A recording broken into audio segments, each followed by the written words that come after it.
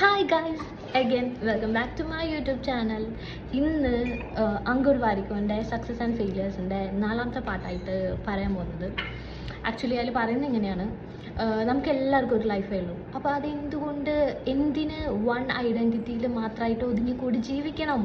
ഇപ്പോൾ for example അതിന് detail ആയിട്ട് എക്സ്പ്ലെയിൻ ചെയ്യുകയാണെങ്കിൽ മനസ്സിലാക്കിയെടുത്തോളം എനിക്കിങ്ങനെയാണ് മനസ്സിലായത്. ഇപ്പോൾ നിങ്ങളൊരു ഹൗസ് വൈഫാണോ, നിങ്ങൾക്ക് ഓൺടർപ്രണർഷിപ്പിന് താല്പര്യമുണ്ടോ? അതല്ല, നിങ്ങൾക്ക് കോണ്ടന്റ് ക്രിയേഷന് താല്പര്യമുണ്ടോ? നിങ്ങൾക്ക് പെയിൻറ്റിങ്ങിനോട് താല്പര്യമുണ്ടോ? ചെയ്തേക്കണം, ജസ്റ്റ് ട്രൈ ഇറ്റ്. ഇനിയിപ്പോൾ അതൊക്കെ പറയാം. നിങ്ങളിപ്പോൾ ഒരു ടീച്ചറാണോ, നിങ്ങൾക്ക് സോഷ്യൽ വർക്കിങ്ങിന് താല്പര്യമുണ്ടോ? നിങ്ങൾക്ക് വോളണ്ടിയറിങ്ങിന് താല്പര്യമുണ്ടോ? ചെയ്തേക്കണം. ബിക്കോസ് എന്തിനൊരു വൺ ഐഡൻറ്റിറ്റിയിലേക്ക് മാത്രം ചുരുങ്ങി ജീവിക്കണം എന്നാണ് അതിൽ ചോദിക്കുന്നത്. ആൻഡ് നമ്മൾ പറയും, അപ്പോൾ ഒരു പക്ഷേ നമുക്ക് ഉള്ളിൽ ഇതൊക്കെ ആഗ്രഹം ഉണ്ടായിരിക്കാം, പക്ഷെ നമ്മളൊക്കെ പറയുന്ന റീസൺസ് പലതായിരിക്കാം. അതായത് അച്ഛന് ഇഷ്ടമല്ല, അല്ലെങ്കിൽ പേരൻസ് വില്ലിങ് അല്ല, അവരെന്ത് വിചാരിക്കും, അല്ലെങ്കിൽ ഇവരെന്ത് വിചാരിക്കും. ആക്ച്വൽ തിങ് ഇസ് ദാറ്റ് നമ്മളാണ് ശരിക്കും വില്ലിങ് അല്ലാത്തത്. നമ്മളാണ് നമുക്ക് മേലെ ശരിക്കും ലിമിറ്റേഷൻസ് വയ്ക്കുന്നത്.